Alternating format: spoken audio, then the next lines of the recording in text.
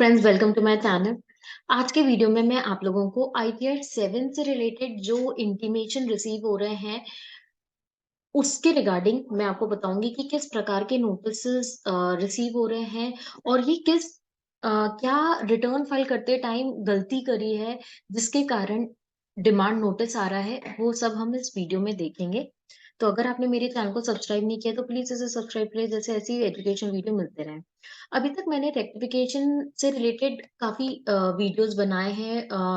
अगर हम बात करें डेटा करेक्शन से रिलेटेड, कैसे डेटा करेक्शन करना है, या फिर टैक्स क्रेडिट मिसमैच से रिलेटेड, तो रेक्टिफिकेशन एक नॉर्मल रिटर्न जब प्रोसेस होती है तो जो इंटीमेशन हमें रिसीव हो रहा है उसके अगेंस्ट में क्या रेक्टिफिकेशन करना है वो सब हमने डिस्कस कर लिया। अब हम देखेंगे आईटीआर 7, जो कि इटसेल्फ ही फिल करना बहुत टफ है। उसके बाद जब वो प्रोसेस हो रहा है और डिमांड जनरेट हो रही है तो उसको कैसे समझें एंड उसका कैसे जवाब दें वो हम अब देखेंगे। तो यहाँ पर एक यहाँ नोटिस इंटीमेशन रिसीव हुआ है, इसमें भी एक क्लेरिकल मिस्टेक है जिसमें डिसअलाउ किया गया है amount deemed to have been applied during the previous year as per clause 2 of explanation to section 11 subsection 1।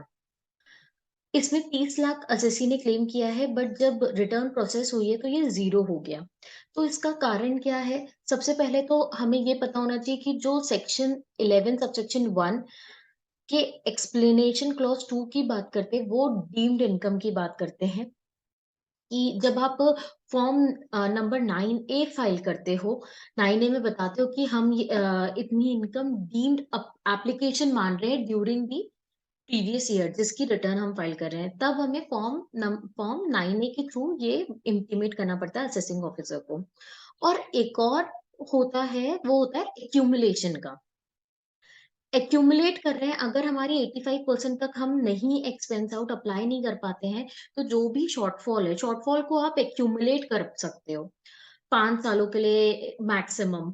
उससे कम भी आप एक्यूमुलेट कर सकते हो, but for that you have to file form number 10। अब वो जो सेक्शन है एक्यूमुलेशन का वो है सेक्शन 11 सबसेक्शन 2।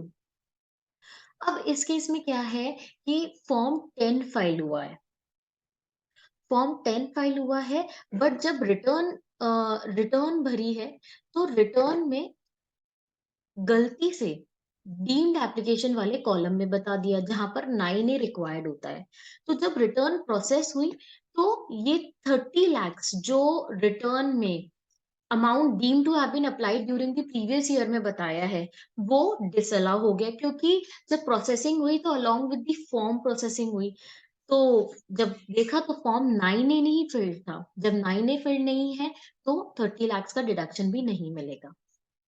तो दिस वाज द मिस्टेक। आप एसएससी को क्या करना था? एसएससी को 6th कॉलम में amount in addition to amount referred to in 4 above accumulated or set apart for specified purpose if all the condition in section 11(2) and 11(5) are fulfilled। इसके लिए आपको शेड्यूल आई भी भरना है।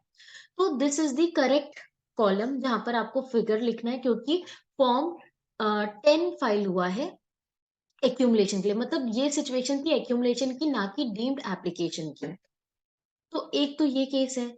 दूसरा, एक ऐसा हमें नोटिस इंटीमेशन आया है जिसमें मिसमैच हो रहे हैं विद इन द रिटर्न ही।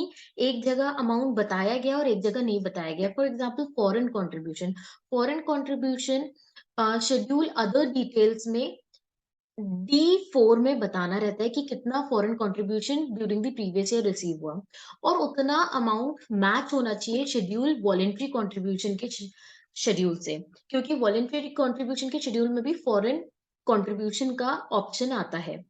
तो जब प्रोसेसिंग होती है तो देखा जाता है कि जो इंफॉर्मेशन प्रोवाइड की गई आईटीआर 7 में वो कंसिस्टेंट है कि नहीं है। अब यहाँ जब हम आईटीआर 7 की बात करते हैं तो जो डी पॉइंट है, डी पॉइंट में वेदर रजिस्टर्ड अंडर एफसीआरए, मतलब एफसीआरए की डिटेल पूछते हैं। वहां पर एक अमाउंट, एक कॉलम है total amount of foreign contribution received during the year, वहां अमाउंट बताया जाता है। एंड सेम अमाउंट आपका वॉलंटरी कंट्रीब्यूशन वाले शेड्यूल में भी आना चाहिए, क्योंकि वॉलंटरी कंट्रीब्यूशन वाले शेड्यूल में भी एक फॉरेन कंट्रीब्यूशन का अलग से ही कॉलम है। वॉलंटरी कंट्रीब्यूशन में आपको बी पॉइंट में फॉरेन कंट्रीब्यूशन की डिटेल बताना रहता है कि कॉर्पस फंड डोनेशन कितना है और other than corpus fund donation कितना है। यहाँ पर फिगर क्योंकि नहीं डला है, ऊपर डला है, तो इसके कारण उनने 2 करोड़ 83 लाख की एडिशन कर दी और इस एडिशन के कारण बहुत ह्यूज डिमांड आई है। तो एक छोटी-सी गलती के कारण हमें ऐसा इंटीमेशन रिसीव होता है। फिर एक और इसमें ये भी गलती हुई है कि फॉर्म 10 बी जो कि ऑडिट रिपोर्ट है वो टाइमली फाइल नहीं की थी, तो उसके कारण भी उन डोनेशन को डिसअलाउ कर दिया है। तो ये इस प्रकार की आती है जब हम आईटीआर 7 ठीक से फाइल नहीं कर पाते, कंसिस्टेंट जो इन्फॉर्मेशन प्रोवाइड करनी चाहिए वो नहीं कर पाते। तो अब इस सब का करेक्शन कैसे हो? तो इसके लिए आपको डेटा करेक्शन ही करना पड़ेगा, data correction offline, and then जो एक्सएमएल है वो आपको अपलोड करनी पड़ेगी रेक्टिफिकेशन पे जाके। तो अगर आपके ऐसे दिक्कतें हैं, तो होप आपको समझ आया होगा कि आप कैसे इंटीमेशन को समझ पाएँ अगर आपके आईटीआर 7 से रिलेटेड इंटीमेशन आया है। अगर इसके अलावा भी कोई और सिचुएशन फ़ॉल हो रही है, तो आप मुझे कमेंट सेक्शन में बता सकते हो, मैं आपकी मदद करूँगी और ट्राई करूँगी कि आपको सॉल्यूशन मिल जाए। तो होप आपको ये वीडियो हेल्पफुल लगा होगा, तो प्लीज़ इस वीडियो को लाइक करें, मेरे चैनल को सब्सक्राइब करें। Thank you.